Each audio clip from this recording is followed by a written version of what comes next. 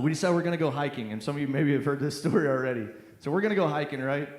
And we got 4 cars now instead of 3, and I'll tell you why that's a good thing here in a little bit. So GPS had taken me different routes most of the trip. Shago, like he always does, just followed along because that's what he wants to do. And so we veer off, and the girls get lost in traffic, so they keep going straight. So it takes us into, I don't know what kind of town it was. Sketchy, very sketchy. And then we start to hit the base of the mountain.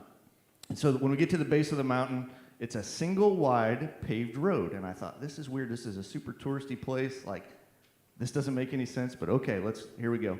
And so it starts with a pretty gradual climb. It's paved, right? It's a good road. It's just single, which all of a sudden turns into a rock road, a single wide rock road.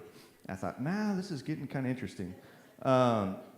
So we start to make that climb a little bit, and all of a sudden we start washboarding, right? Where you're kind of jumping around, the tail end's trying to slide on you, and I'm like, this ain't good. This is like in the first 300 yards, right? And I'm like, this is not good.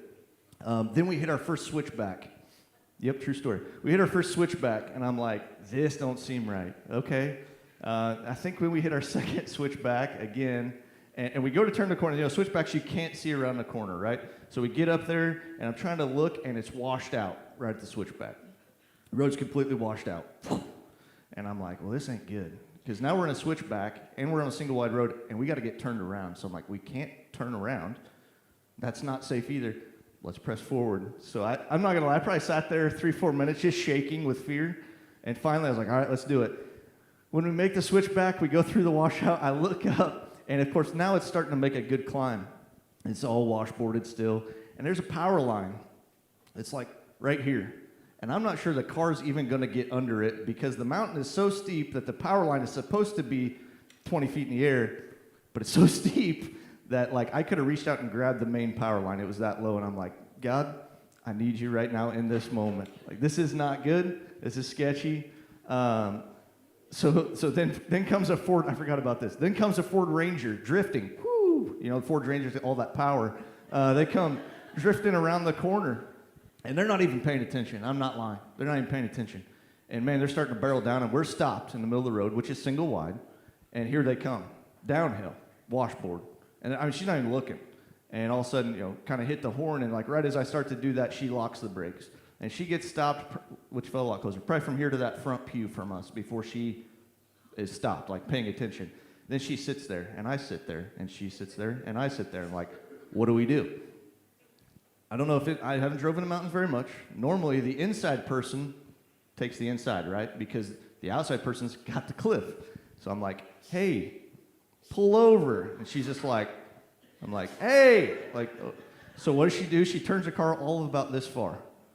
Just like that. So we start to edge out in a Tahoe, right? And we start to edge out, and it is at that point, most students in my vehicle said, we're going to die.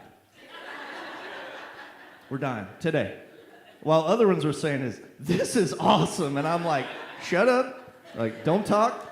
I can't feel my fingertips at the moment. Just be still. So like we edge out, and I'm not joking.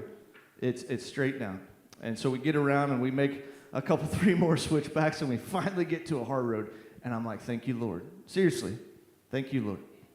And here's the part that I want to kind of bring out in that story of that portion, is when I'm going up this mountain, I am locked in on the road. I'm locked in. I can't look side to side. Why? Because it's scary. Because it's untrustable.